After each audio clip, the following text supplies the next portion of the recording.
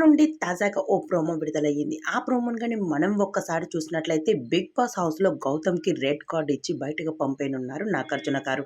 అయితే 'big boss' Telugu సీజన్‌లో weekend అయితే వచ్చేసింది. అయితే వీకెండ్ అంటే 'బిగ్ బాస్' హౌస్‌లో ఉండే రచ్చ మామూలుగా ఉండదు.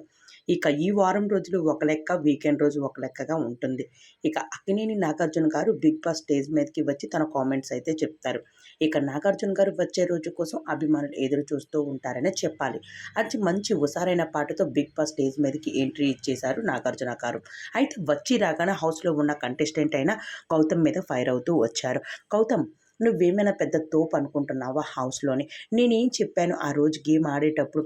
ఇది ఫిజికల్ టాస్క్ అని తెలుసు. కానీ ఫిజికల్ టాస్క్ అంటే ఎలా ఉండాలి? రంగు పడింది అంటే ఏంటి? నేను టీ షర్ట్ మీద రంగు రాయమని చెప్పాను తప్ప గాని నిన్ను కిందన పడేసి టీ మీద కూర్చొని గేమ్ ఆడమని చెప్పలేదు. తన సెట్టునున్న రంగుని రాయమని చెప్పాను.